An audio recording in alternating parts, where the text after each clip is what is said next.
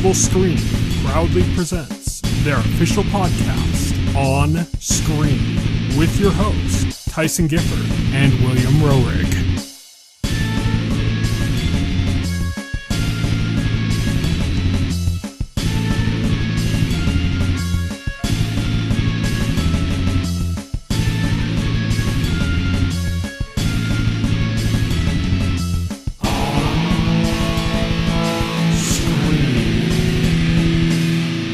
Hello, everybody, and welcome to On Screen, the official podcast of the TotalScreen.com. My name is Tyson. My name is Will. And today, for our 49th episode of this podcast, we are going to be talking about Stranger Things 4. But before that, we got a little bit of news. It's been 2 weeks, so there was a lot of news, but we decided to cut it down to kind of the most essential things. I'm going to talk about a few things in our On Tap segment, including a movie theater technology that I experienced for the first time, as well as Better Call Saul.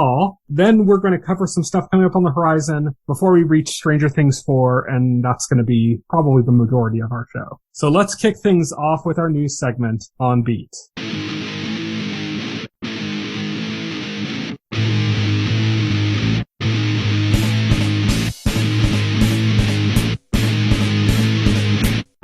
On Beat. This week on Beat, Stranger Things, which we're going to discuss later. I put this as the first news story just because it can bookend the podcast nicely. There we go. Is breaking records at Netflix. It has been viewed 287 million hours of Stranger Things 4 have been watched in the last 4 days, or in just 4 days. Netflix releases their weekly rankings and there's only 4 days for this, but 287 million hours. That beats the previous record, which was held by Bridgerton Season 2, which had 193 million hours. So it's like a good 50% bump on that. Finally, Bridgerton was defeated. The evil is defeated. But not only that, but all 4 seasons of Stranger Things were in the top 5 for the week that this covers. So a lot of people were either rewatching or starting Stranger Things before getting to season 4. Wow. Which my mom asked me to do, and I'm like, it was like 2 days before the season was starting, and I'm like, I'm not going to go through 30 episodes in 2 days. Right, yeah, exactly. And I don't want to wait on season 4, so yeah, it's like, no, we'll jump into this in. Maybe we'll rewatch before the last 2 episodes. I didn't even watch the recap because I'm like, yeah, I remember enough of this. Let's just get right into it. Yeah. Stranger Things, 287 million hours, so that's really nice. Good numbers. Yep, congrats to Stranger Things. Congrats to Duffer Brothers. Congrats to everybody involved. Except Winona Ryder. Screw Winona Ryder. No, I don't have any negative opinions about Winona Ryder. That's be like, what did she do? Absolutely nothing. And that's the problem. Our next news story, Daredevil is apparently going to be getting a Disney Plus series from the team behind the USA Network series Covert Affairs, Matt Corman and Chris Ord. So yeah, Daredevil's already in the MCU. That happened in Spider-Man No Way Home. Yeah. And even Wilson Fisk is in the MCU too. Yeah, I'm super excited for more Daredevil. Interested to see the direction Marvel and Disney will take it now. Don't think it's going to go as hard as it did on Netflix. I don't think it should. I just don't think that that's what they need from it right now. Right. I said this to you before we do in the podcast, but I really think that they should kind of lean more into the legal side of things, more into the Matt Murdock story, but still have Daredevil, but, lean more into the Murdock stuff where that was like very small part of, of the Netflix series. Yeah, it was, but also because, I don't know, I like the Daredevil stuff more. I don't know if it should lean into being a legal drama too much, but it would be interesting to see. Mm-hmm. Yeah, we'll see what they end up doing with it when they announce any more information about that. Yeah. I imagine maybe they'll announce more about it on the next Disney Plus day, which is coming up soon, I think. So that would be a good time. Then we had a little thing that kind of kicked off during our time off, Star Wars Celebration. Yeah. So all the big Star Wars news. All the big Star Wars news. We're getting a Court of Knights of the Old Republic 2 to Switch, which is nice because the first one came to the Switch. This also will include, I guess they also announced like restored content DLC because the original version of Knights of the Old Republic 2 had like some content that wasn't included in game because it was unfinished or something. And I think previously with the PC version, I believe modders managed to restore most of that content.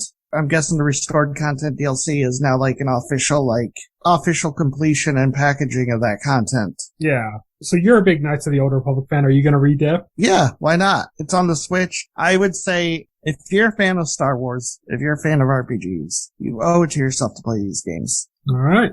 Mandalorian Season 3 will be coming in February, and Andor is going to be coming in August. Yeah, pretty cool stuff. Yeah. They had some stuff about Mandalorian. They showed a trailer, but it was all behind closed doors. They did the same thing for Asuka, but again, behind closed doors, so you don't really have access to any of that.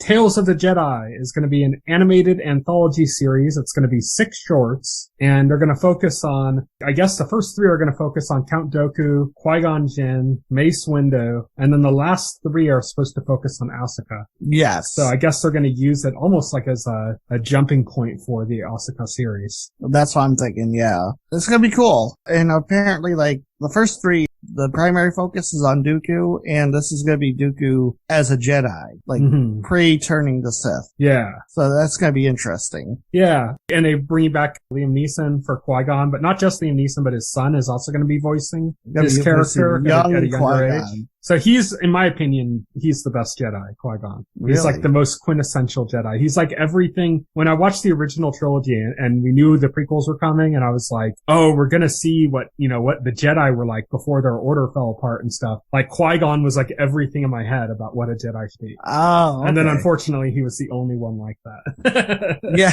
He's basically a mystical samurai, and that's what I always thought like Jedi were, So, right, yeah. So that's going to be coming. We talked last week about John Watts doing a show, like a Star Wars show that was going to be like a kind of a 80s adventure Amblin style TV show, but set in the Star Wars universe for Disney Plus. We now have the name for that show, which is Skeleton Crew. It's going to be coming next year, and it's going to star Jude Law. And as we said, it's a show about kids, so that means Jude Law is going to be de-aged as like an 11-year-old. Yeah, it's going to be weird. But, I guess we could trust John Watts. Hey, John Watts is also, he has ties at Marvel, and they have the best de-aging tech, so. There you go. And lastly, for Star Wars Celebration, we got trailers for Willow, Andor, and Star Wars Jedi Survivor. Let's start with Willow. You've watched Willow, right? Yeah, I've seen Willow.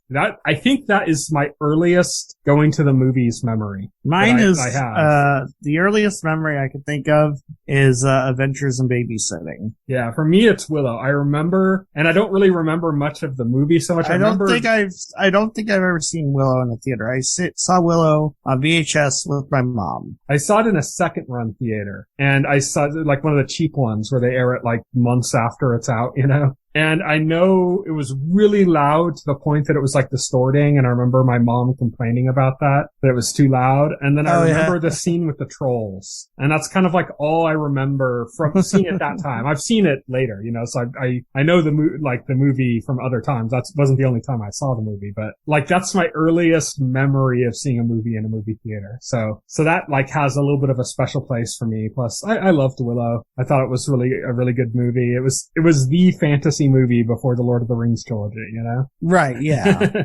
So I really dug that. I really dug Val Kilmer's character, Mad Mardigan, and unfortunately I don't think he's going to have anything to do with this series. He's got some serious health issues, and yeah, that's unfortunate. Yeah, it's really sad because it would have been so cool to see Mad Mardigan again, but there's going to be a lot of the other characters from the original movie are going to be turning up again, apparently, and of course Warwick Davis is in it. He's the lead. Warwick Davis is back, so they got him. And they got Flash from the Spider-Man movies. There you go. So that's going to be cool seeing him in something else. But yeah, I'm psyched for Willow. And even as the Brownies back, we got to see in the trailer. So that's cool. Next up, Andor. This was like a really different trailer for like a Star Wars Disney Plus show. Like it was much more cinematic, I think, than a lot of the other ones have been. They were doing a lot with like sound and music. They were using like throat singing, and the setting was interesting. Like it just seems like every Star Wars series we've had has been like mostly on fucking, I can't even think of it. Tatooine. Is it Tatooine? Yeah. It's all sandy deserts. Every time we see a Star Wars I show. hate the sand. Yeah.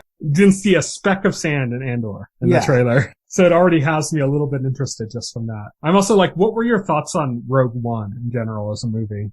I didn't watch it. Oh, you didn't see Rogue One. Okay. So No. I liked Rogue One because, and this isn't a spoiler because it's, if you know anything about the movie, then you know it's about the people getting the plans for the Death Star. Yes. And that they all died. You know, that's like the thing that is they all die in A New Hope when they talk about getting the plans, you know? So it's about that. And so I kind of like the tone of it being like a doomed mission. And Rogue One also had Mads Mikkelsen in it, which of course is always a plus. But yeah, Andor, I think it looks pretty good. I think the character is pretty charming and interesting, and he's kind of a rogue. He's kind of like a Han Solo-esque character. So I think the series are the only things I give a crap about with Star Wars. I don't care about any of the movies anymore, but you know, maybe that'll change. But for now, I can enjoy the series. I didn't enjoy Book of Boba Fett, and I'm kind of like half enjoying Obi-Wan right now, but I think Andor looks pretty good, and I'm looking forward to Ahsoka. Next up, we have Star Wars Jedi Survivor. I never played the first game. What was that called? The game that this is the sequel to? What? Star Wars? Fallen Order? Fallen Order, yes. Okay, yeah. I've never played that game. Have you played Fallen Order? No. I've heard it get comparisons to Metroid Prime and stuff, oddly enough. People say that, like, that's like the one game I've heard it really compared to a lot, which kind of interested me a little bit. And then I watched some more, like, gameplay videos and stuff, and I just wasn't into it. But Jedi Survivor is going to be a big deal. Oh, Fallen Order was, like, a big success for, like, EA. Yeah. Especially, like, as, like, a single-player game. And it was both, it was lauded by critics and fans, so people really liked it. Plus, this game, something that's interesting about this is that it's one of the first games, like a big multi-plat game, that's going to be exclusively on the next-gen systems. Yes, so this is not being released on the PS4 or the Xbox One. Mm-hmm. I mean, we've had some Xbox Series X and PS5 exclusive games that weren't on the older systems, but this is, I think, the first, like, big multi-plat game that's exclusive to that generation. Actually, Gotham Knights is going to be, because that's coming out this fall. And they initially, and I'm going to cut you some slack here, because they initially announced that game for PS4 and Xbox One. That's right, and they canceled that just recently. They canceled those versions, yeah. Yeah. Well, then this is the first one that's, like, ground up, like, from the beginning, you know? Yeah, from the beginning, yeah, exactly. So the thing is, like, we're moving out of that cross-generation period now to where more games are going to be coming out exclusively for the new consoles. And I guess this game, and as you mentioned, Gotham Knights those are gonna be the two games that kind of stand as the landmarks of that transition, I guess. Yeah. So that's, you know, not knowing enough about that game series, that's about the most interesting thing about it to me. Jedi Survivor, like, story-wise, it picks up 5 years after Fallen Order. The protagonist, Cal, he's like one of the last Jedi in the galaxy, and he's trying to stay ahead of the Empire's attempts to kill him. Mm-hmm. And, you know, when's he gonna cut off his own face and wear it as a mask? Yeah. Oh wait, yeah, I'm thinking about Gotham, not Gotham Knights, and not Jedi. Gotham. Oh yeah, okay. I was like, I'm confused by that reference, but okay. Same actor, that's all. But that's it for Star Wars Celebration. To end off our news segment, we got some other trailers to talk about. We're going to kick things off with Exploding Kittens, the game. So as a trailer itself, it's not particularly interesting. What is interesting here is that we talked about this a little bit before, but this is a Netflix game. It's for mobile devices. But it's one of those games in that Netflix deal where if you have a Netflix account, you get the game for free. They made a big deal in the trailer of pointing out, like, no additional cost content, no DLC, no like, you know, microtransactions, you know, like pointing out that that's all not part of this game at all. What's a little bit interesting is that this is a separate game from the regular Exploding Kittens game, which is already on mobile, but it's not like really different. It's still a card game. It's still like the same thing, but it's going to have ties to the upcoming Netflix series as well. So there's going to be like some cross promotion going on between them. Right, yeah. Which is kind of interesting. They're going to have like new cards and stuff based on characters from the Netflix series. So yeah, that's kind of the only thing really worth mentioning from that trailer. But I thought that was interesting just because of Netflix and their involvement in it and how that relates. But now on to the real trailers. Umbrella Academy. Yes. Looks awesome. I can't wait. Yeah. I think we saw in the footage we got to see Elliot Page playing kind of two different times of her character, like, because they said, I think that he's going to be transitioned in the new series, but we know it picks up like immediately where season 2 left off. Yes, and so we're going to see two different states or something, which I thought was a little interesting. But overall, I think it's just cool to see how it's going to line up between the Sparrows and the Umbrella Academy and how they're going to be kind of like set against each other. Hopefully that means that the Umbrella Academy can actually work together, because usually it's about eight episodes of them fighting and like 2 episodes of them working their shit out. Yeah.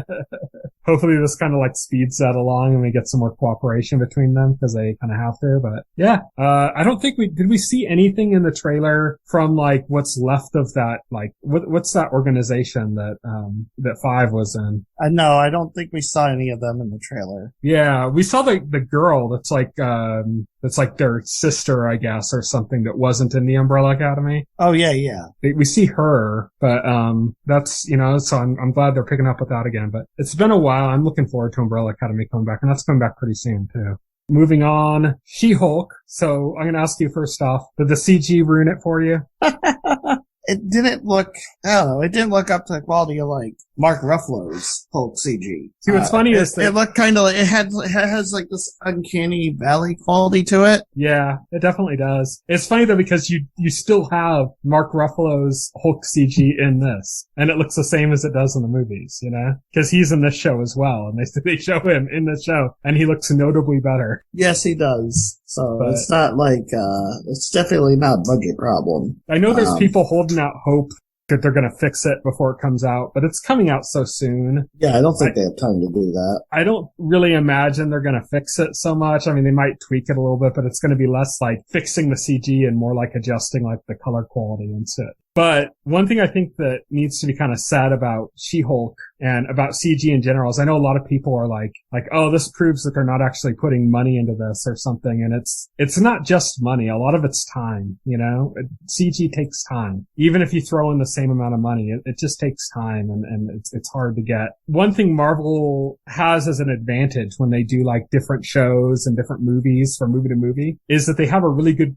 built-in like cost saving measure, and that, like we mentioned, Mark Ruffalo's Hulk looking really good in this. Well, that's because they have that model from like Endgame and, Infinity War, and that they've been updating and working on since like the Avengers movie. And they can carry those assets over and rework them. Whereas She-Hulk's 3D model is a new model. So it has to be built and everything within a short amount of time, and they have to work on it. And so that's just about the CG. Putting the CG aside, what did you think of the trailer? Yeah, I thought it was good. It's gonna be I think it's gonna be a good show. It looks a lot lighter. Yeah, obviously. It didn't seem like anything special compared to anything else Marvel put on Disney Plus. Hey, but we're getting Marvel Kink, which is nice. I think that's really funny, and I like the idea of that.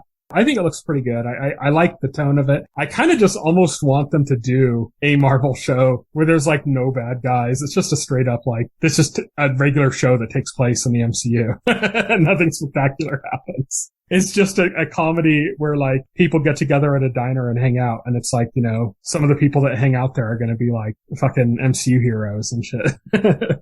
Right.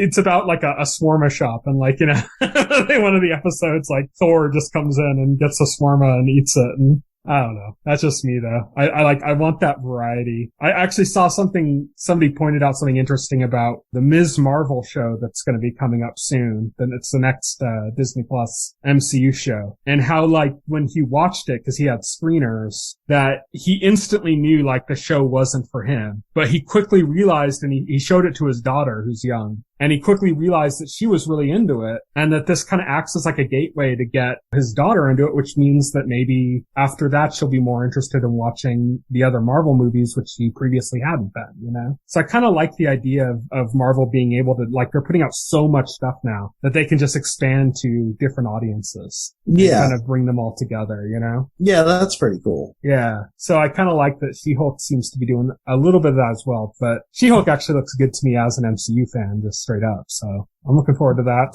Next up, we have the trailer. This is probably the big trailer for this week, and that is Thor: Love and Thunder. We had a trailer for this before. It was called a teaser, but it was like trailer length. The big thing here is we finally got to see Christian Bale's villain, Gore the God Eater. We finally got to see him. Yeah, we got to see the Butcher. He looks good.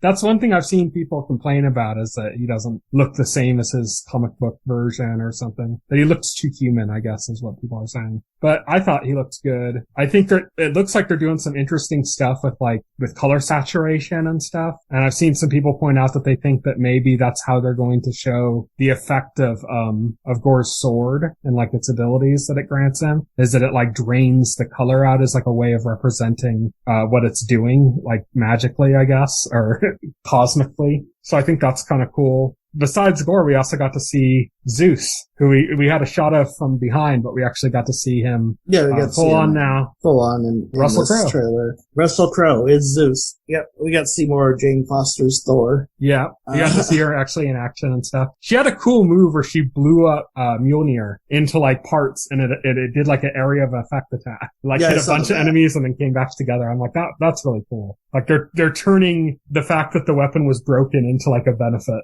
So I think that's really cool. Anything else to say about Love and Thunder? No. It's gonna be a good movie. Yeah, definitely super excited. We always need more Taika. And then lastly, I said that Thor Love and Thunder was the big trailer this week, but the real big trailer, the real big gun, the one that we loved the most. You lied to our precious audience. How could you do this? The best looking comic book property of all time, Gotham Knights. Oh god. Where do I begin with this trailer? Like the fact that it looks like just like a typical How about CW. He called me his little Robin. Oh my god. I can't believe that. I was like, okay, first of all, like everything this trailer shows proves that the writers have no fucking idea like who the hell Bruce Wayne was. Because for some reason, he just randomly adopts this kid, I guess, and who doesn't know anything about him or Batman would adopt some random kid and not immediately enlist him into his war on crime. Like, what do you think Robin's fucking about? You know? First of all, and he would never call Robin his little fucking Robin. He is not the type of person that's into terms of endearment. Yeah, exactly. He's not a terms of endearment type of guy. He's not that touchy-feely. That would never freaking happen. He's not just gonna like adopt some random kid and be like, oh yeah, I'm just gonna like let this kid live a normal life and not let him know about what I'm doing. And then just build a relationship with some girl for no reason that's also young. That's also young. He doesn't but actually enlist her into his war on crime. Yeah, that's what I mean, you know? Like, yeah. That makes no sense. And also, like, in canon, in actual DC canon, he has a biological son, Damian Wayne, and he's Robin. And how much more interesting of a story would that have been? Oh, yeah. Because Damian Wayne is actually, like, an interesting character. Yeah, he's actually an interesting character. He's the son of Bruce Wayne and Talia al Ghul.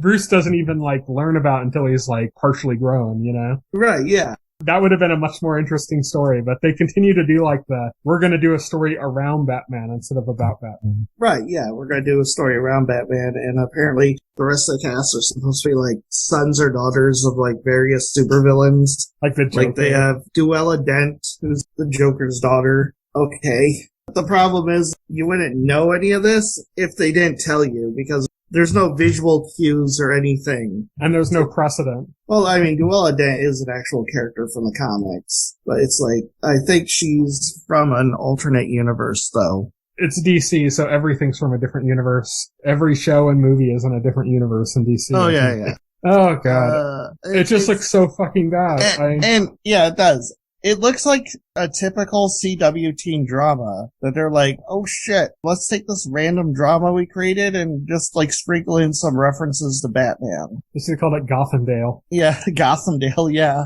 Oh god, it just looks so abysmally bad. My eyes rolled so hard that they're like still spinning. They're loose. They're never gonna settle in place again. They're just rolling around in my skull. Nope, nobody's in costume. Also, like, another thing is, like, how is, like, the main character, who's supposed to be, like, Bruce Wayne's adopted son, and he's supposed to be leading them now, how is he supposed to, like, step up and, like, fight crime and shit when he's been sheltered his whole life and was apparently never trained in fighting or anything? So many plot holes with this, like, idea.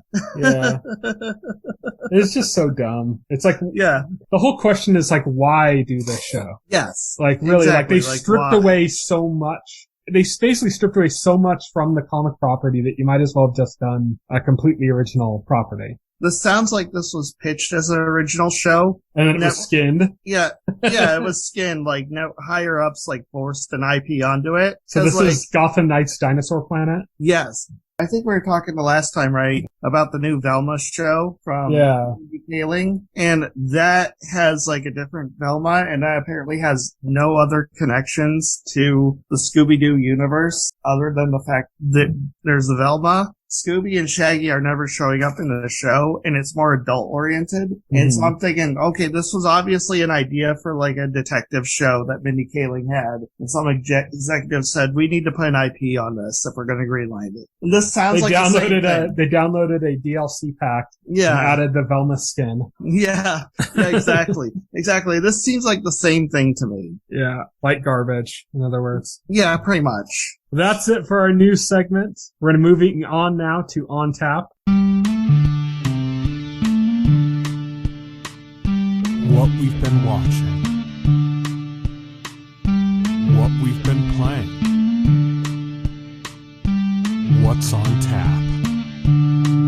On Tap is where we talk about stuff that we've been watching and or playing, but it's not our full spoiler segment. We're not going to go into full spoilers. We're just going to be talking generally about some things. This week I'm going to be talking a little bit about a screen technology from movie theaters called ScreenX that I got to experience for the first time on my third viewing of Doctor Strange and the Multiverse of Madness. And then we're also going to be talking a little bit about Better Call Saul, but not too much. So first up, ScreenX. I told you about this after I went. It was my first time checking out the technology. I wanted to try it out, and I said, well, I'll just watch Doctor Strange in this tech since it's available, and I wanted to see the movie again anyway. So I'm like, this'll work out fine. I went there. It's a really cool technology. It's not like all there as immersive as like it might seem like it's being advertised as, but in proper usage, it works really well, which is basically what it looks like it is. What like my mind told me it was going to be before I went was that like, oh, I'm going to be completely surrounded by screens. I'm going to be in the experience. But that's not really the case. You are surrounded by screens. There's like literally the sides going all the way back to the back of the movie theater, all the way back from the screen are projected on as well. The theater I saw it in had 3 projectors on each side covering each wall. Like you could look up and see like 3 separate projectors on each side. And then of course the main projector projecting the main screen, which is like a huge IMAX screen, like a really tall, big IMAX style screen. But the way this really works, which is interesting, is that those screens are not on all the time. The ones on the side. Right. Through a lot of the movie, they're not on. And that's good. Cause like when I went in, I was kind of going like, oh, this might end up being like really tiring if you're just constantly surrounded through the whole fucking 2-hour movie, you know? But it's not. Like it kind of opens up when there's bigger sequences, but it doesn't just like suddenly turn on either. Like it'll kind of like fade in, or like it might like wipe in with like a camera move or something. So it's really done kind of in an artful way where you almost like you don't even notice that they're on until they've already been on. And then it's all of a sudden you're like, oh, okay, I'm getting all this additional periphery vision stuff coming in at me. And that's kind of how this works too, is because the screens on the side of the theater, they're not as sharp as like a movie theater screen. It's not the same like material. The projectors they're using probably aren't as good. They're doing a stitch, obviously. As I said, there's 3 on each side, which means that the image has been kind of stitched together from 3 different projectors on each side. But like, you're not supposed to be looking around when you're watching it in ScreenX. It's not like, oh, I'm looking all around the entire time I'm watching the movie. You're supposed to look pretty much straight ahead. And what the sides do is it brings in like periphery vision. So if a character's like walking on frame on the main screen, you'll be seeing them coming in from your periphery before that happens. Same thing with like if there's like a magic spell or something, or like, you know, a tree branch or something that like a character is going to duck under. You'll see it coming in through your periphery before it hits the main screen, and it's really effective. It's a really cool experience. But it's not something I think I'm going to like watch on a regular basis. It's more like if I'm going to watch a big spectacle movie, I might at some point, if I really like the movie on my first, you know, watch of it or something, I might go, you know what? I'm going to check this out in ScreenX next time. You're right. one of the ways they showed off the technology was like before the movie started, they did like a 5-minute scene from the new Top Gun movie. That was like in using the ScreenX technology and stuff. And it kind of gets you used to kind of the idea of it. That didn't really do too terribly much for me. I mean, it was cool that everything was lit up and you're completely engulfed, but it was like all like cockpit views of like the characters. And so it's just like, oh, there's the blue of the sky on the sides, you know? That's really all it kind of added for the most part, and at least in that scene. I think it's going to be more useful in like, it'll probably look really good in like a CG animated movie where like lots of stuff's going on and popping and you're going to be perceiving that all in your peripheral vision. And it worked in Doctor Strange because of all the magic and all the different elements moving and stuff like that. That worked well with that format. So nice. Well, I'm glad you enjoyed it. Definitely sounds like an interesting format. Yeah. It's definitely worth checking out. I think like it kind of almost has a 3D effect. Like its stuff's not popping out at you in the same way 3D is. It's not like Glasses with 3D or something in the movie theater. That's not what it is at all. But like because you're getting stuff coming from your peripheral vision into the main screen, because you're like surrounded, you kind of have this extra feeling of depth, which is cool. So if you like 3D glasses, but you don't want to or like 3D movies, but don't want to wear the glasses, but you want that kind of immersive experience, this is probably like the next like closest thing to that. And in many ways, I think it works better because the 3D effect a lot of times just makes everything look kind of like blurry around the edges. And usually it's not that effective anyways. And this ended up, it's a huge screen. That alone is a selling point, I think. It's like an IMAX size screen. Nice. And then next I'm going to talk about Better Call Saul. I want to talk about something specifically because I know Will's not caught up on Better Call Saul. And it's not exactly a show where you're going to, rave about some huge action event that happens or something. And the one thing I wanted to bring up is that I now believe Better Call Saul is by far the best prequel to anything ever made. Wow. Okay. And there's an issue that a lot of people cite when they talk about like the Star Wars prequels, and they say it's a problem with prequels in general, but it's also a problem with just mystery shows and stuff. Is they call it like the midichlorian problem. Like David Lindelof has talked about this, like the idea of like, okay, so you have these mysteries that are set up in the original movies, which would be in the case of Star Wars, the original trilogy. And then you go back. And so what do you do when you go back and you make a prequel? You dive further into some of those mysteries. You kind of, you go further into them. And Star Wars like blew that. Like it completely demystified the Force and made it boring.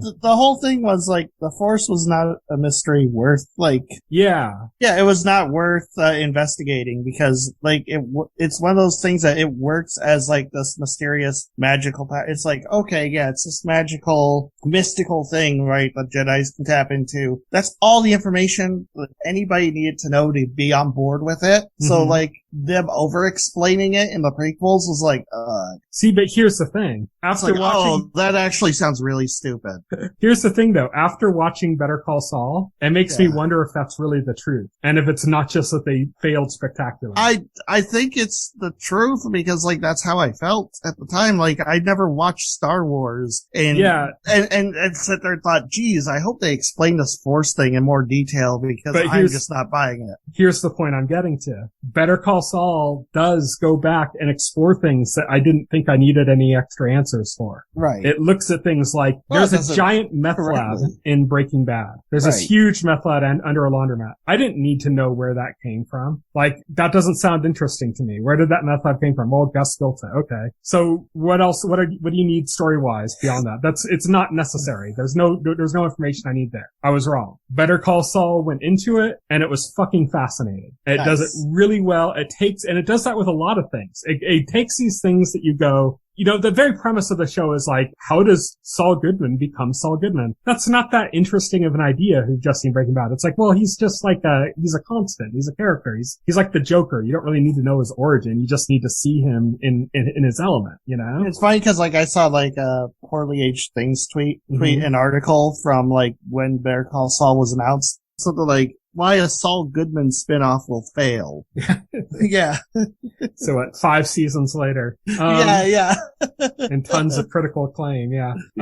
But yeah, like his journey is really good. And there's things about that you wouldn't expect. And it introduces characters that like when you first start watching Better Call Saul, they introduce this character of Kim that's really important to Saul. But you're like, but Kim's not in Breaking Bad. So how important could she be? Surely she's not going to be that interesting. I don't care. No. Like as you're watching, it's like, holy shit, she's a really good character. Or like the Salamancas. It's like, you know who Hector Salamanca is. He's the guy in the wheelchair with the bell, it's like, it's like, the twins, Tuco. And you're like, okay, well, I guess we've met all the important Salamancas. If they add in another Salamanca, it's just going to be like trying to add on another character in here. No, they introduced the character of Lalo Salamanca, and he is by far the most interesting character in that family. Like, easily the most interesting character. It's like everything that you would think, oh, why are they going back to this part? This isn't going to be interesting. It's like, no, it is. It is interesting. It's incredibly interesting. And that's why Better Call Saul is the best prequel ever made. Because it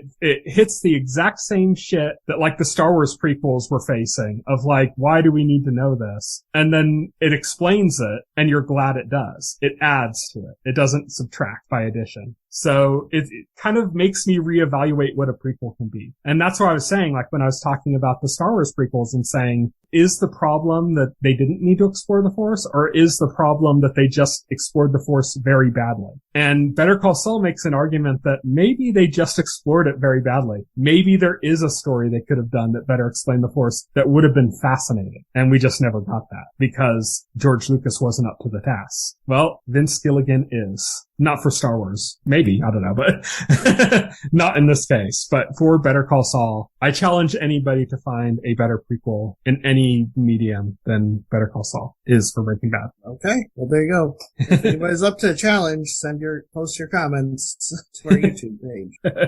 Our next segment is On the Horizon. On the horizon. On the horizon. On the Horizon is where we talk about stuff that's coming up in the next couple of weeks. I'm going back a little bit further because we missed a week last week, and it was kind of last minute that we decided not to do it. So I didn't have anything in there for this week. Last week, just saying stuff that was coming out this week. So I'm starting on the day we're recording this, Wednesday, June 1st, on Paramount Plus. South Park: The Streaming Wars has finally dropped. Nice. It's good. I've watched it. I was a little bit nervous actually at first that I was like, I don't know if I like this. Some of the humor just seemed a little like dated, like they missed the right time for it and stuff. But by the end of it, I thoroughly enjoyed what they had done with it. So, and it looks like it's another like part one kind of thing. Like we're going to get another one of like Streaming Wars special because, the way it ends off, there's a lot of stuff that's not resolved. And it's similar to the way that the post-COVID thing was. Or like you reach the end and you're like, oh shit, this is a two-parter. Well, I think that's going to end up being the case with Streaming Wars too. Then on Thursday, June 2nd, on Hulu, the Orville New Horizons hits. Yeah, that looks cool. Yeah, if you're into Trek and you don't like what they're doing with Trek now, watch the Orville. The Orville is old Trek. Old Trek. It's classic Trek. Yeah, exactly. It's like next generation Trek. On Friday, June 3rd, The Boys comes to Amazon Prime. That is something that you are going to hear us talking about on this very podcast. Not this episode, but in the next couple of weeks, we're going to be talking about The Boys. And then on Wednesday, June 8th, Ms. Marvel comes to Disney Plus. Yes. I'm not sure if we're going to talk about that. I think we might talk about like the first episode or whatever, and then kind of decide after that if we're going to continue to cover it. Cause I'm not sure if it's really going to, even though it's Marvel, I don't know if it's going to necessarily fit into our interest as much. I don't know if like it's something that specifically appeals to me from the trailer. Like that's my thing, but yeah, I'll watch. I'm probably still gonna watch the whole thing, but yeah, me too. Yeah, but as far as like a podcast topic, I'm on the fence. Yeah, so we'll watch the first episode. We'll talk about that, and then we'll decide if we're going to continue to talk about it more or not, because we have other stuff to talk about, like The Boys. Yeah, exactly. And the Umbrella Academy coming up. Yeah. Yeah, so it's kind of like busy season. Yep. On Friday, June 10th, First Kill comes to Netflix. We were gonna do a trailer. I think we ended up skipping the trailer for it like last week. What was that about? That's the one about the vampire and the vampire hunter. That stupid thing. Yeah, never mind. There's been people comparing it to like Buffy and stuff though, so. No, I don't know. It did not look half as clever as Buffy. It's just a bog standard Romeo and Juliet thing, only now it's like, oh, one's a vampire, one's a vampire hunter. It's like, that's at least how it looks on the surface, but we don't know. On the surface also looks like a CW show, so it's got that going against it. It's just, I don't know. You know, it was a CW show. Yes. Angel, because Buffy was before the CW. Yeah. Well, Buffy was on the WB, which became and then CW. it was on UPN. It was on UPN. It moved to UPN, and then it was over before the CW. It just looks like it's really geared towards like teenagers and not like 40-year-old men. So yeah, I mean, I could see that definitely, and I think that's its main target audience. But like, you could have probably said the same thing about Buffy from the first trailer. I was a teenager when Buffy was out. Yeah, but you'd still watch closer. Buffy if Buffy was on now, wouldn't you? Yeah, well, it's a good show. But yeah, like I was much closer to the intended target demographic when that show came out. Yeah, but the second somebody says it's Buffy-like, I have to at least check it out. Okay, fair. Fair. Also on Friday, June 10th on Netflix, Peaky Blinders drops its new season. We used to cover that on this show. I think we both fell several seasons behind. We did, like, yeah, because like, well, I asked you, like, the last season came out, if you wanted to cover it, and you didn't want to, so. I'm completely lost on where I am on that show now. Yeah, I kind of forgot where we left off anyway. Yeah. And you know what? I like Taboo a lot more than Peaky Blinders from the same showrunner. And that's going to come back for a season 2. Maybe we'll cover that. Oh, nice. Yeah, I'm looking forward to that. Jurassic Park Dominion also hits on Friday, June 10th.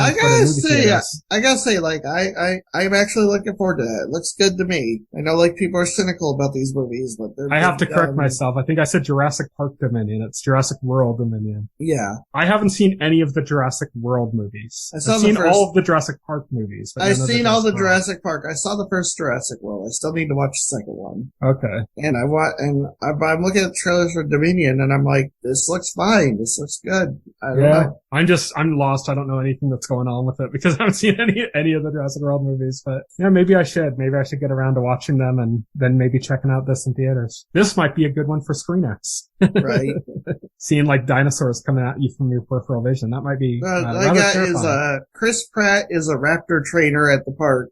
And I think that's all you need to know. Yeah, and Bryce Dallas Howard is in it in some capacity. She was like, the first one, I think she was like, the park director? And yeah. Yeah, and I think she became Chris Pratt's love interest. And the second movie they brought, what's his name back then? Malcolm. Yeah, and then this one they're bringing back the rest of the original trio. Yeah. So all of that's interesting. Yeah, I might need to catch up and watch them. I think they're on Peacock. I think the first 2 are on Peacock. I'll have to look that up and see where they are and maybe check those out and then catch Jurassic World Dominion in theaters. And the director said Jurassic World Dominion features the Joker of dinosaurs. Okay. He said something like, he's like, oh, the big bad dinosaur, this one, I think of like the Joker. He's like the Joker. I'm like, oh, okay. It's gonna be weird to see a dinosaur with a painted white face and green hair. Oh, there is a Joker dinosaur. DC actually did this. I didn't know this was a DC movie. That's weird. Yeah. They're gonna straight bring the Joker dinosaur into this. Yeah, they're gonna straight bring that into it. I can't wait till the 4th Jurassic World movie when they have the Thanos dinosaur. Thanos dinosaur is going to be clutch. Yeah, it's trying to snap, but it doesn't have an opposable thumb. Right. All right, so that leaves us with our final segment, full spoilers.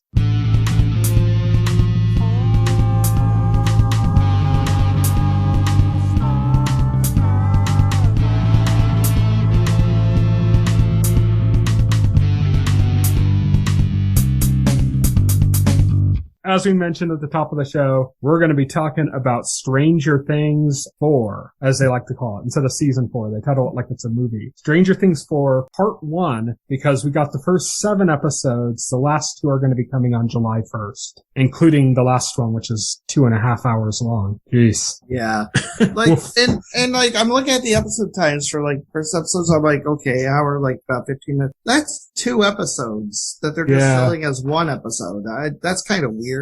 I don't know. It's interesting because when you see like an hour and 15 minutes and initially it doesn't hit you as being as long as it is, because we always think about an hour in like network times, I think. So like an hour is actually like 40 minutes, you know? Sometimes for shows like, sometimes an hour, but this is like an hour, almost 15 minutes straight with no interruption. No ads. And so that's like, so it's like instead of 40 minutes, it's, 76 minutes or something, you know? Right, That's a huge difference. That's almost double. Yeah. Like you said, it's almost like 2 episodes each. And episode 7, which we did see, the last episode from the batch we did see, I think was an hour and a half or something. So yeah, those are long episodes. They're about the equivalent of like when Lost would do like a season premiere or season finale and it would be like 2 hours, you know? But like if you cut out all the commercials, it's about the same length as those episodes, but like every episode. And the last one being 2.5 hours, that's long. That's long for a movie, you know?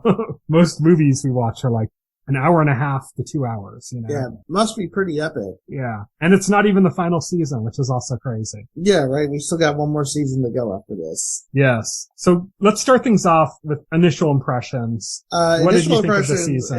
This is going to be like, this is the top of my list for like best of 2022. Yeah, it's fighting up there for me, definitely. Yeah, I mean, we also got like, you know, this is so good.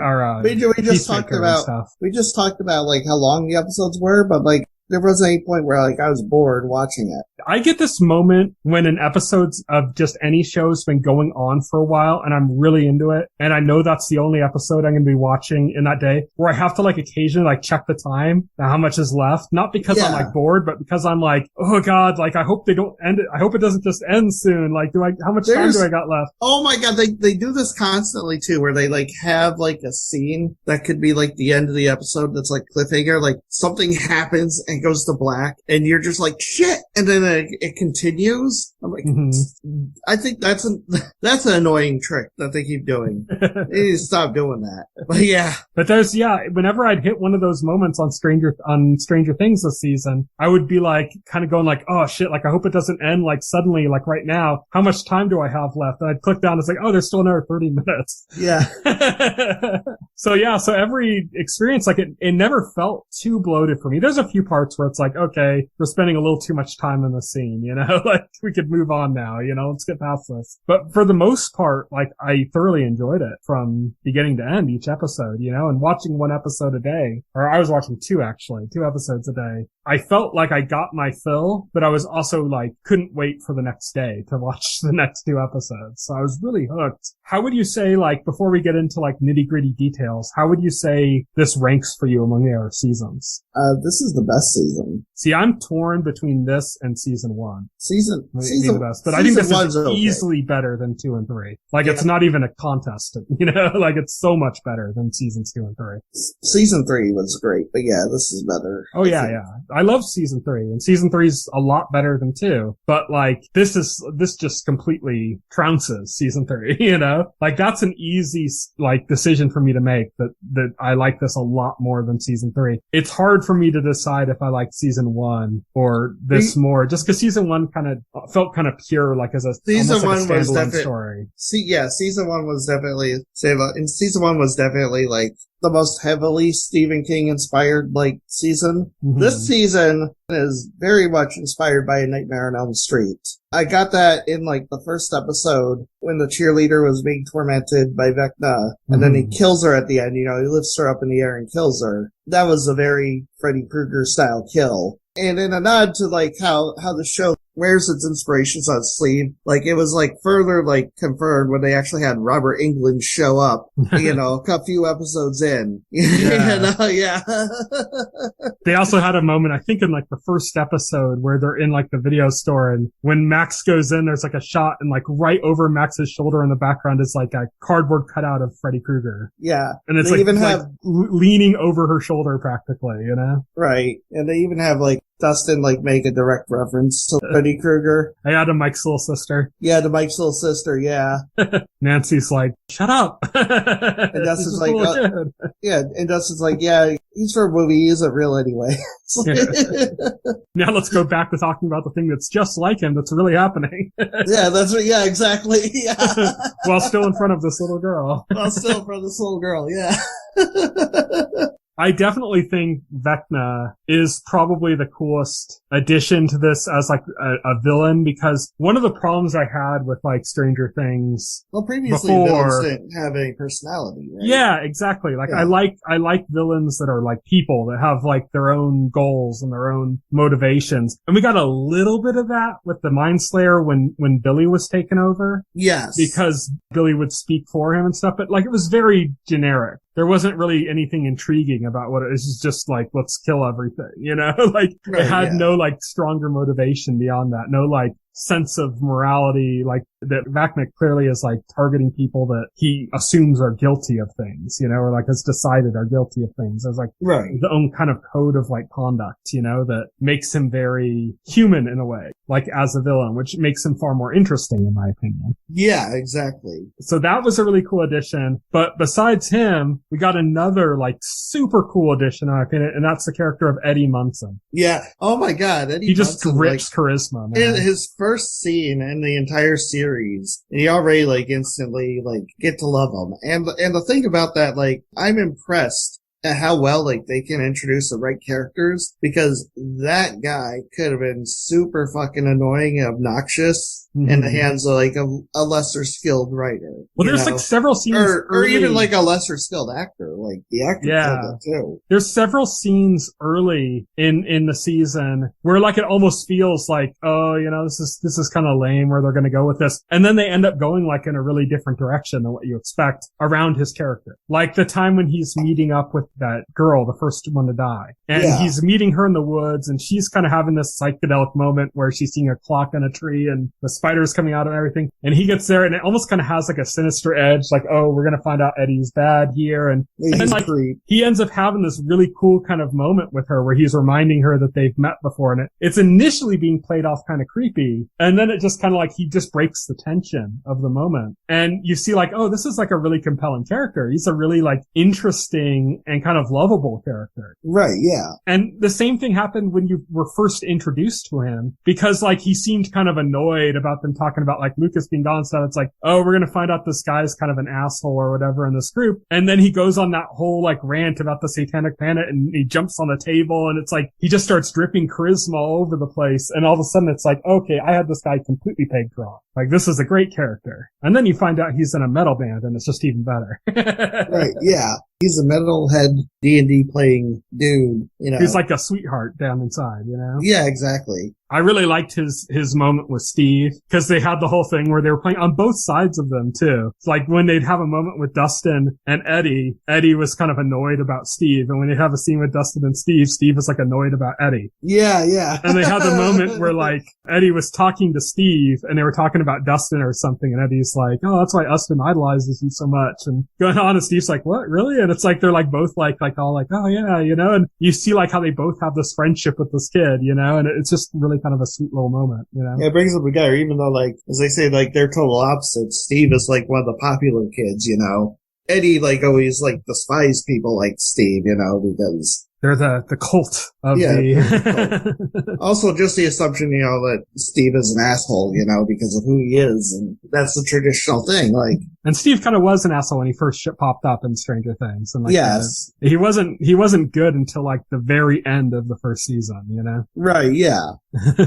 But it's Eddie's just such a great character. Eddie is one of the best new additions to the series. I love Eddie. Argyle's cool too. Yeah, Argyle's fun. The problem with Argyle isn't really with Argyle himself. It's just the fact that like he's kind of paired with Jonathan. Yeah. And their story is just kind of like nothing. It's like their story is just kind of there because they don't want to like try to explain why Jonathan's not there. Like they don't have anything for him to do really. And they're like, well, he's got to be around, and what are we going to do with him? It's like, oh, we'll just have him having relationship issues with Nancy, and we'll give him like a cool sidekick friend, you know? But I do like Argyle. I like that he's like this crazy driver, and how that actually comes into play to their benefit later with them getting away. So I dig all of that. It was interesting that we got to see more of Dustin's girlfriend. Oh, yeah, in Utah. It's so hilarious, too, because when you get to that scene where they go to her house in Utah, and I'm like, why is somebody got to Utah Mormons. Yeah. Yeah, exactly. It's funny how they were able to, like, play so much into that while at the same time, like, not being too terribly offensive, I don't think. Right, yeah, about, like, those stereotypes, but yeah. I love just how, like, the house is just chaos because of all the kids. Like, they have the one that's being, like, a filmmaker, and a sister that's, like, being and apparently they're all being raised by a single father because they only ever mention him. Yeah. And, like, a mother is never seen or mentioned. Yeah. As a single father, he kind of sucks because, like, he lets them do whatever they want while he locks himself, like, in his room doing his work on the computer. Yeah. And it's like they're being raised by the two older girls in the family. Yeah. One who's like, maybe like Nancy's age, who ends up getting stoned with Argyle, which is funny. Argyle and Eden, which is like the girl's name, they instantly like develop a thing for each other, which is hilarious. It was just funny, like she'd be saying something like, be sure to like hit her for me or something. He's like, oh, we will. Yeah. He's just so into her. Yeah. Just immediately completely into her. Yeah, it was great. And we got to like see her as a hacker. A lot of her hacker speak was kind of garbage. It's like a lot of it's like too modern. She was talking about internet protocols on a dial-up connection, not to the internet, but to a direct line. Right. It's like that wouldn't have an IP address. Yeah, exactly. So I had to kind of suspend that disbelief a little, you know.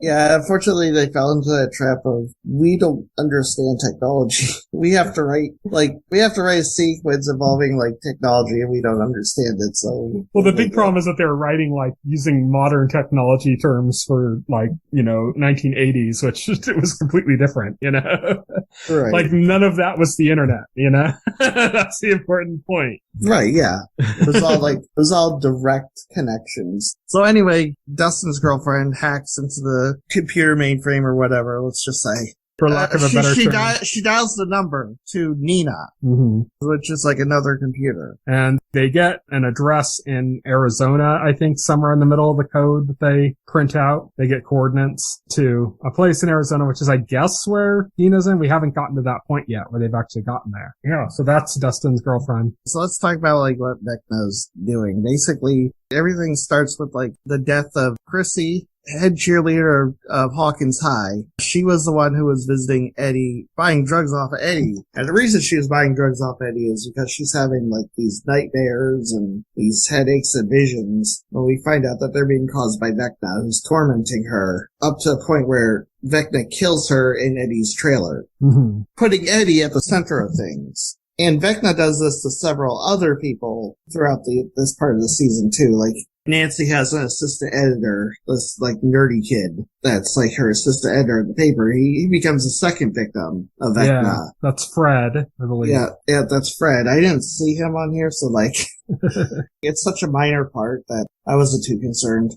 And then, like, one of the most iconic scenes in the entire season is when Max becomes the third potential victim for Vecna. That whole episode is great. That whole episode is fantastic because she realizes at the end of, like, I believe at the end of episode 3, she realizes that she's Vecna's new target. And then episode 4 is, like, her trying to, like, deal with that knowledge and then trying to find a way to prevent it from happening. And it goes all the way to the end. And what she does is, with the knowledge of that she's gonna die, she writes letters to everybody she knows. Only she asks them not to open them until after her death. And it culminates in like this really emotional, heartfelt letter she writes to Billy. Yeah, about how they were never close, but how she always kind of had a hope that they'd become close at some point. Yeah. So she's reading this letter to him at his gravesite, and she suddenly gets trapped by Vecna in the same way that Chrissy got trapped. Eddie was like shaking his hand in front of her face, and she's just completely like zoned out, like she's having a seizure or something, Yeah. So that starts happening to her. Everybody's freaking out, all the kids, because they don't know what to do to save her. And while that's happening, Nancy and Robin are at the mental hospital visiting Victor Creel, who is this murderer played by Robert Englund. Yes. Or like assumed murderer. We realize he's not, who Eddie's uncle tells Nancy about as like who he thinks did this crime. And it's somebody that only the older people in town would know about, that this is a story that happened like a long time ago in Hawkins where this guy murdered his whole family and gouged their eyes out, and it's something it's not really known about for the youngsters. So they don't know anything about this until then. And they realize like, oh, he might have dealt with the same thing that we're facing here. And they talk to him. And from that conversation, they're able to at some point glean that music plays a key in fighting against against Yeah. Vecna. Not like directly fighting against him, but like fighting against his mental power. Yeah, his influence, right? Yeah. That like music is able to act, and our reaction to music. So it's like your favorite song versus just any music can counteract it because it reaches parts of your brain that are similar to the ones reached by Vecna to take control and destroy these people. And so playing like someone's favorite song is a way that you can prevent him from being able to do that. And so they're able to relay this information to Dustin like at the last possible minute as she's already like almost floating up into the air, you know? Well, and they're she like is floating desperately, in the air. well, they convey it before she floats into the air. Right. Because they're trying to get the tape. They're trying to go through the tapes and do that. And then she starts floating up into the air after they already put the headphones on her. But yeah, so they put the headphones from her tape player on it and they're looking for a song. The song, by the way, is Running Up That Hill by Kate Bush. Which Yes. immediately took off and charted after the episode. Yeah. which is really cool. Like, I love when that happens. You know, it's just, it reminded me of that Wigwam song that was the opening track for Peacemaker, you know, with that dance sequence singer saying how that just like immediately charted out of nowhere.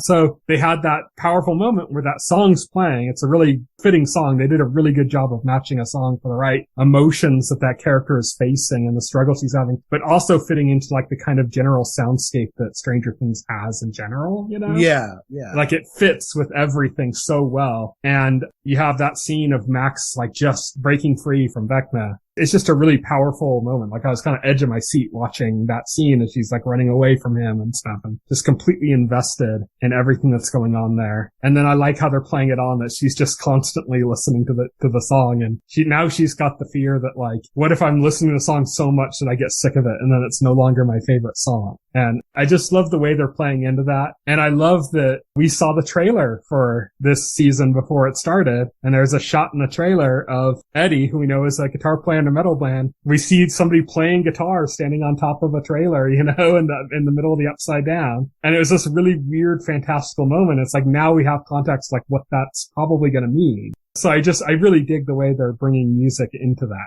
Right, yeah. Oh yeah, it's really cool. So we should talk about Joyce, Hopper, and Murray. Yeah.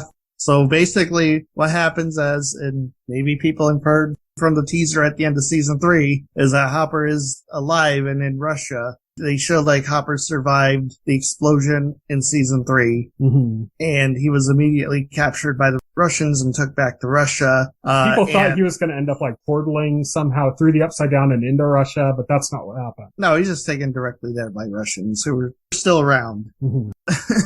So what happens is Joyce gets a mysterious package from Russia. It's a doll. It's this creepy porcelain doll. Yeah. But inside the doll is a message that looks like a ransom note, basically saying, you know, Hop is alive. And she contacts Murray to get Murray's like advice about the doll. Murray gets involved. And basically what the ransom note tells her to do is to go to this place. Well, gives her a phone number. Yeah, go call this number. And then through the phone call, she's told to like to send a certain amount of money from like Alaska. He talks to this guy on the phone, right? This turns out to be a Russian prison guard.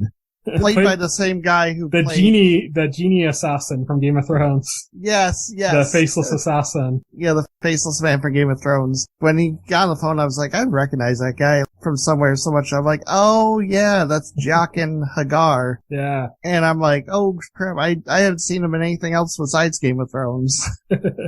And he's great in this too. Again, he's like another new character they introduced who seems to be like more significant. And also again, like he's another great character in this show. He's a prison guard, and what he's doing is he's trying to get the money from Joyce for Hopper's release. He's working with a smuggler named Yuri. Who's just an insane asshole. Yeah. Yeah, who apparently is going to like split the money with him and release Hop. But Yuri is a double-crossing, backstabbing person, right? Because like he decides like, after he gets the money, not only is he not going to help rescue Hop, he's going to take Joyce and Murray as prisoners and sell them. And he's also going to report Dimitri to his superiors and have him arrested and get more prize money from doing that. So Yuri takes Murray and Joyce captive, and then that leads to a sequence where during the plane flight to Russia, you know, Murray manages to knock out Yuri, and then with his karate. Yeah, with his karate. My fingers are arrows, my arms are steel. And they have a rough landing in Russia. this leads to Murray getting the idea to pose as Yuri and use Yuri as a decoy to get into the prison, which works, surprisingly enough.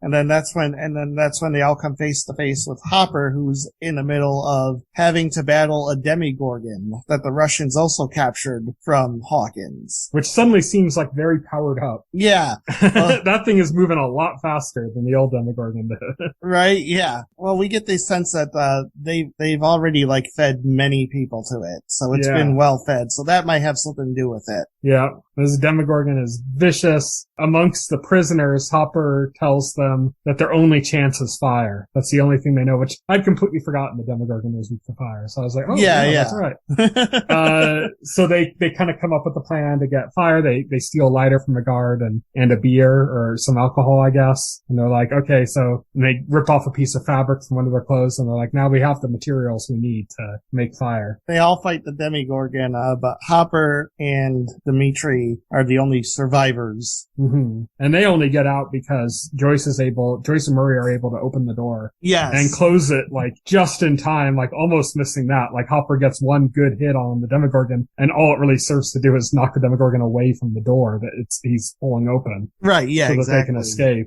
I think that's the last scene we get with Hopper and Murray and Joyce, right? Is the three of them finally reuniting, and Joyce hugs Hopper, and Hopper has this kind of like plain look on his face, and just, it's like this, he built up this guarded face, and then like it just kind of cracks and goes away, and he smiles. And that's the last scene we got with the three of them in the finale. Yes. So that brings us to, let's talk about 11. Yeah, let's talk about 11. I want to do 11 last because it leads into like the last big thing. I think we're there, right? So we'll talk about 11 and then we'll talk about the finale. Yeah, so 11's story basically, it starts in California, right?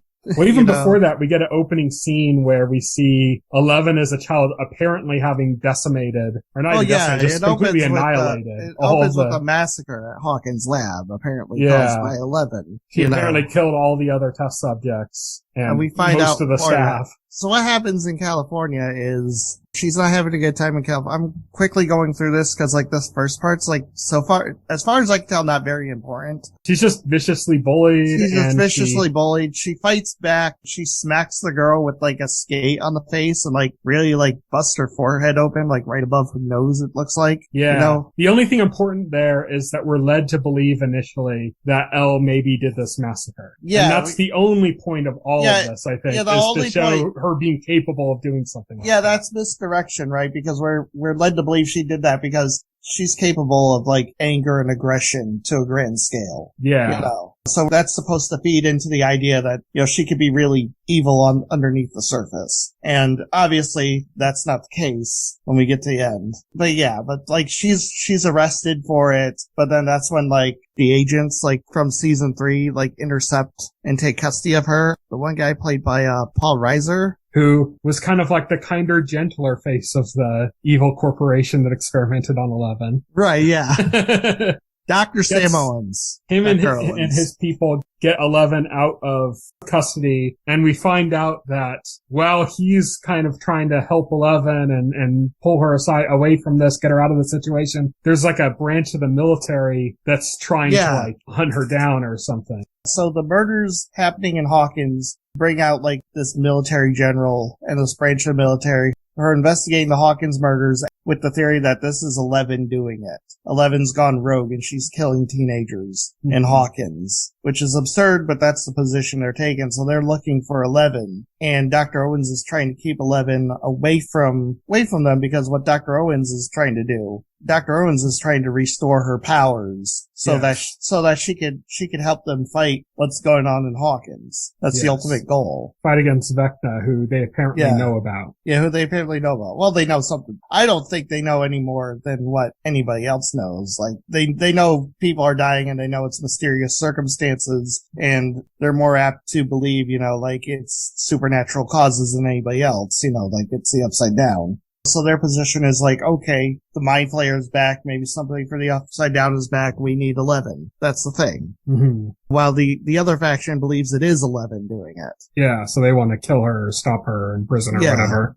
Dr. Owens gets Dr. Owens gets her. She agrees to go with them. They go out into the middle of the desert, take this elevator down to this former missile silo. Their secret hideout, right? Mm-hmm. But who's there? Dr. Brenner. Surprise. The guy supposedly was supposed to be dead, right? So 11 just walks up to him, shakes his hand, and says, "Let's get to work on this." No, she fucking bolts. Yeah, she bolts. And he realized that her being there isn't quite as voluntary as she initially thought.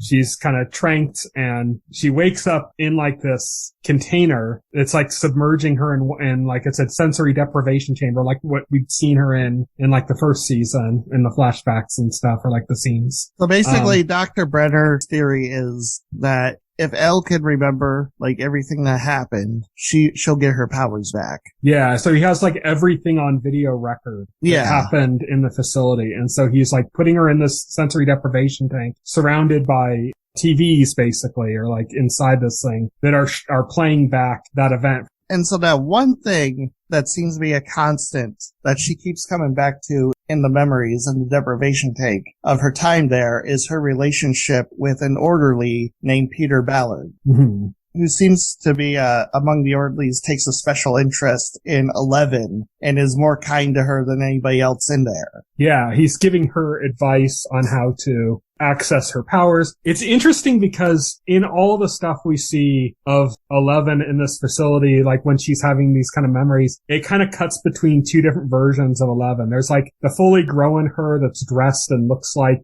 as a kid, but it's her as an adult, or as a teenager. And then there's like this little kid version that it occasionally shows to kind of remind us, like, she was really young. This is 1979. Yeah. This isn't like right before the first season. This is several years before the first season. I think the first season was 83, 84 or something like that? No, the first season was 83. So and we actually see this season is 86 because we actually see at the roller rink, you see somebody filming and you can see the date and the camera is 1986. Mm-hmm. So each season of the show is 1 year exactly. So season 1 was 83, season 2, 84, season 3, 85, season 4, 86. Yes.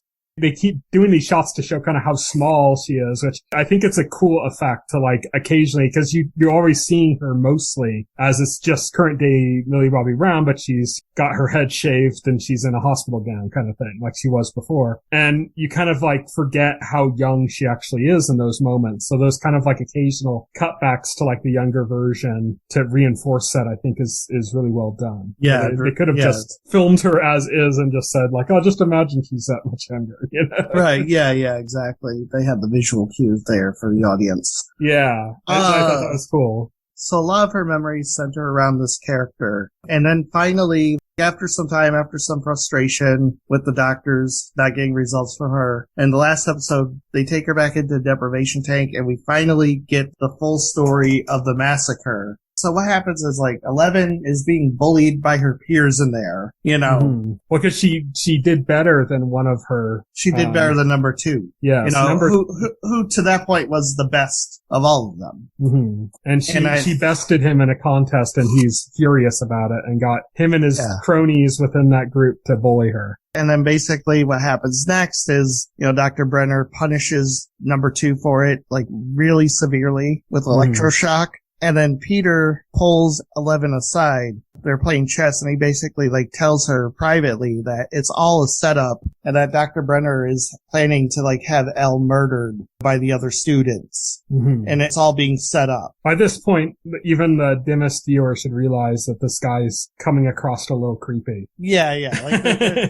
There's something off about this guy, right? Yeah. I mean, it was obvious before, but I mean, by this point, everybody should be okay, what's this guy up to? Yeah. And so basically he convinces 11 to take him aside and to remove a chip that's implanted in his neck that he claims is a tracking chip that they're using to track him. Well, he's even more clever about it because he makes it at first that he's just helping her escape. Yeah. But the way for her to escape isn't big enough for him to get through. And so he plays it off like he's self-sacrificing. And when she's no, I can't leave you, he points to the chip and says that this allows him to track me and it limits me. Yes. And says this thing, and makes it so that it's her idea to remove it. Yeah. Which I think is really the clever part of what he did. Yeah, he makes it her idea to do it. So she does it, and then they're escaping and they come across the guards, and then he reveals that he has powers too, like he had powers all along, and he uses them to kill the guards. But he's initially not being as brutal about it. No. And he takes her to a room and kind of says like, oh, just stay here. Just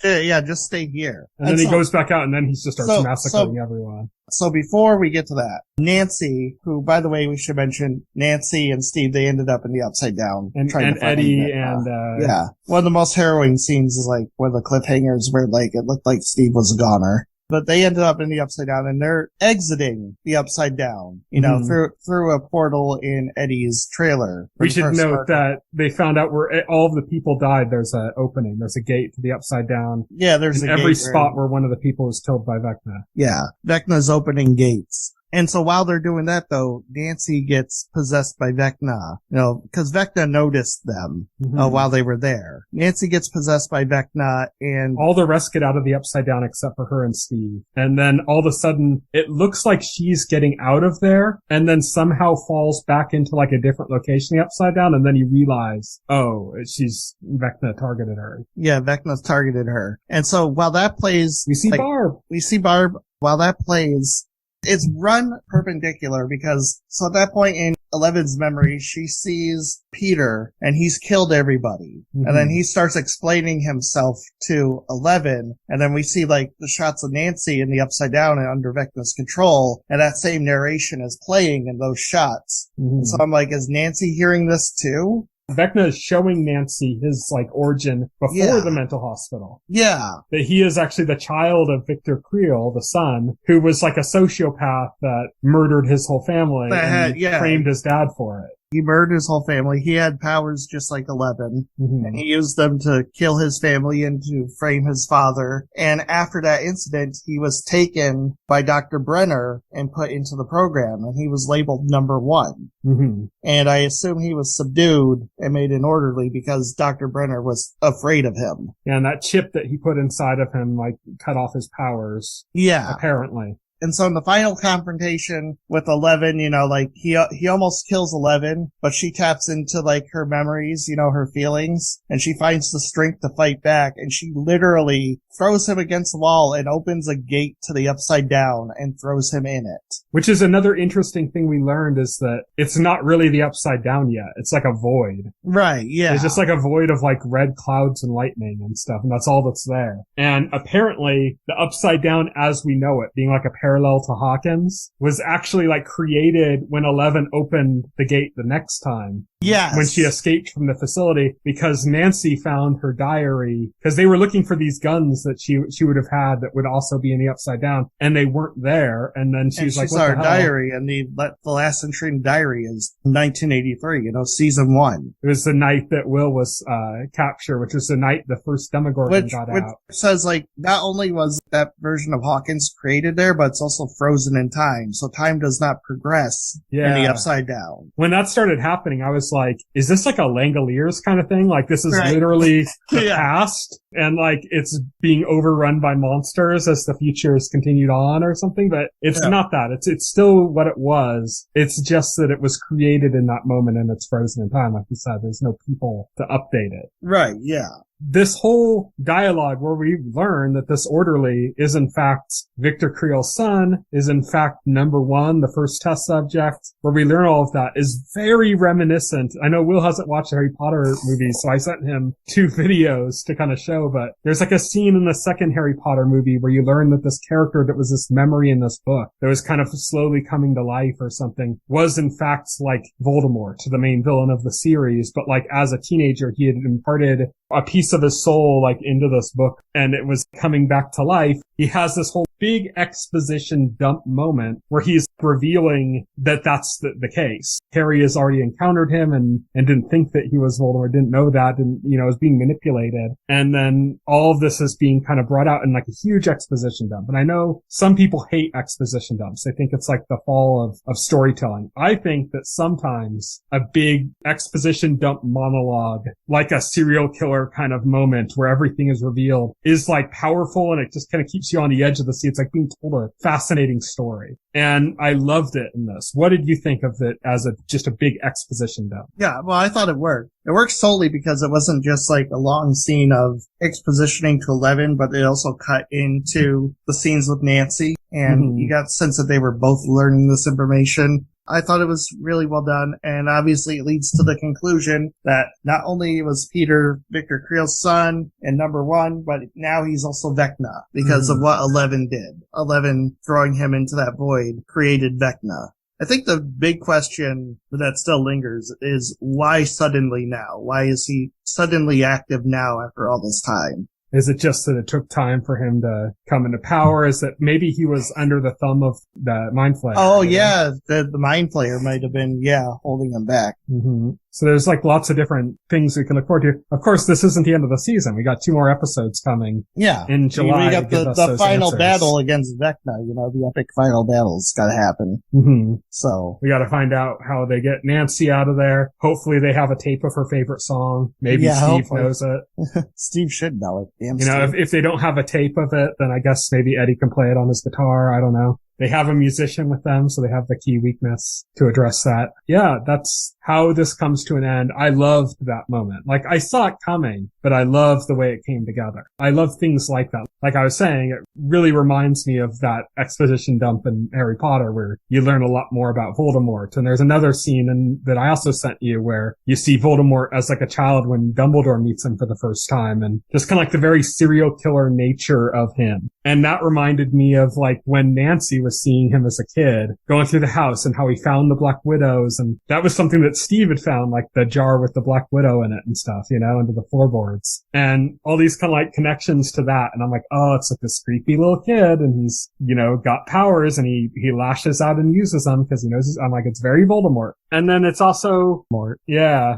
I thought that was just really even cool. The name Vecna, right, starts with a V. Yeah. Vecnamort. Vecnamort. That should be our episode title. There we go. I think that's pretty much it, right? Do we have anything else to say about this season besides that we liked it? No, that covers that. Yeah. So that's it for Stranger Things 4 Part 1. We'll get back to that, in about a month or so. Once the final 2 episodes drop, we'll eventually get around to that again. We're going to have to figure out where that fits into our schedule because around then we're going to be talking about other stuff too, like The Boys. But we'll figure it out. We'll slip it in somewhere. So next week, we are going to be celebrating our 50th episode. If you've listened to this podcast or our last podcast, like pretty much every 25 episodes, we like to do something kind of special. And usually what we do is we have a segment called Advocates of Great Entertainment. Advocates of Great Entertainment. I'm here to kill chaos, bitches! It used to be great television, but now we cover a lot more than just TV, so it's great entertainment now. And we decided for this edition of Advocates that we are going to each pick a movie that we haven't seen. Rather than advocating for something that we really love, we're going to advocate for something that we feel we should have watched, and we regret that we haven't seen it yet. It's something that we just never got around to watching, and now we're going to use this as an excuse to finally get around to watching it. We're calling this Advocates of Great Entertainment, No More Regrets. Because once we watch these 2, we'll be all caught up, right? That's how absolutely, yeah. We'll never be behind again. This is the last moment of regret. So we each made our picks, and we're going to reveal those now so that if you want, you can watch along with us. So if you're listening to this podcast, you can watch these movies, and the next week when we do the podcast, you can follow our discussion, having also freshly watched these movies. So I'm going to start off. My pick is A Silent Voice. It's an anime movie. It's on Netflix. Looks pretty emotional. I saw like a bit from it when I was like in a boba shop, and I was like, what the hell is this? And I remember just enough details to kind of like look it up on Google to see what it was, and I found out it's this movie called A Silent Voice. It's a pretty critically acclaimed anime movie, and I've just never got around to watching it. And I've decided enough's enough. It's time for me to watch this movie. It is available on Netflix. That is my pick. Will, tell us about your pick. My pick is Django Unchained, spaghetti-style western, directed by Quentin Tarantino. Stars Jamie Foxx as the lead character. It has Leonardo DiCaprio as the villain. And Christoph Waltz. It's one of the Tarantino films I haven't seen yet, so I've been meaning to watch it, and so this just seemed like a good excuse. This is also a good opportunity because a lot of times Will pick something that I've already seen or something, or like vice versa. This time, neither of us have seen either of these, so we're both going into this fresh. And Django Unchained, by the way, is available also on Netflix, but as well on Paramount Plus. So you can watch those there. If you have Netflix, you can watch them both there. If you have Paramount Plus, you can watch Django Unchained there as well. And that's going to be it next week. So that's going to be Advocates of Great Entertainment, No More Regrets. And we hope that you watch those movies and enjoy our conversation. And if you want to, you can send us feedback as always, but you can send feedback specifically for those movies. If you watch those alongside us and you want to ask a question or bring up a topic based on one of those movies or both of those movies, you can do that and we'll talk about it on the episode next week. You can reach us on Twitter. I'm at Tyson Gifford. Will is at Boxer That's the best way to leave a comment, either that or on the YouTube channel where we post the videos for the podcast as well. It's not video, it's just the audio of the podcast stuff, but you can leave a comment there, or like I said, on Twitter to either of us directly. Again, at Tyson Gifford, at Voxel Hero. Visit our website, check out any of our information again, thetotallscreen.com. Thank you everybody for listening. Good night. Good night. Thank you for listening to the OnScreen podcast, the official podcast of The Total Screen. Visit our website at thetotalscreen.com. This podcast can be found on any major podcast client, including Pocket Cast and Apple Podcast. The entire backlog of this podcast and other content can be found on our YouTube channel.